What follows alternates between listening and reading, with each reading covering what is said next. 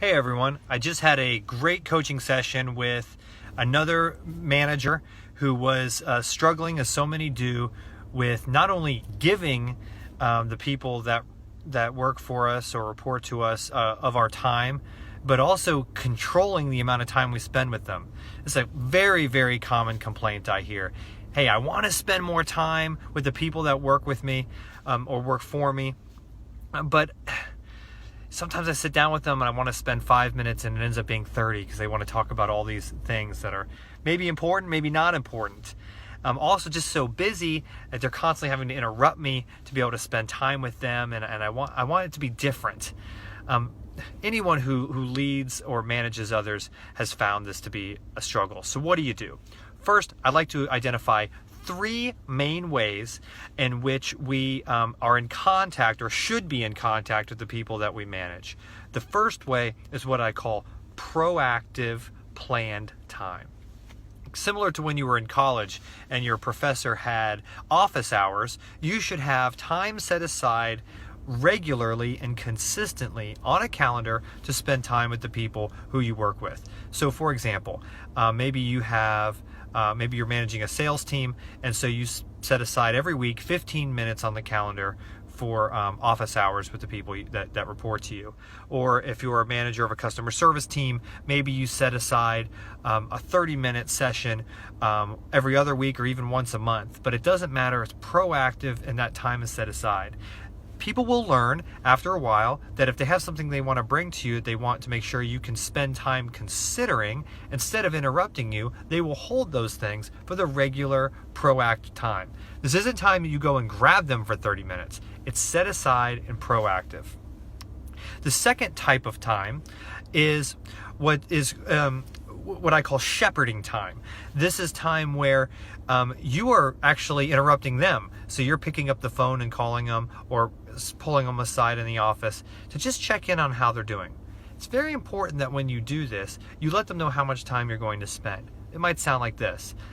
Hey, I've only got about 5 minutes, but I wanted to check in and see how you're doing. I know we have that upcoming coaching session or that upcoming time set aside in a week or later this week, but I just wanted to check in while I had just 5 minutes. I say that I just have 5 minutes because if all of a sudden they take that as an opportunity to spend an hour with you, that may derail your day. So if you have 10 minutes, tell them you have 10 minutes. If you have 5, give them 5. Also, they may feel responsible, like they have to give you all that time, but they're actually busy too. So you may want to say to them, if you don't have time right now, it's not a big deal at all. We can talk in our upcoming session, but I just wanted to see how you were doing, even just for a minute, but I've got about 5 minutes. You speak to them in this type of way, and they'll understand you're just checking in with me. I know how much time I have, but I don't necessarily have to use the time if they're being pulled away from something that they're working on. So that's the second way, which is what I call shepherding time. Proactively spending time, but it's unscheduled with them.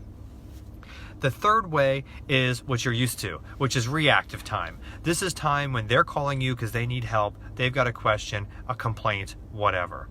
It's very important that we don't try to convey with them subconsciously that we're really busy and don't have time for them. By just saying, oh, I'm just so busy right now, or you just seem stressed. We want to sound available. So what we do in those situations when they call is you say, I appreciate you calling.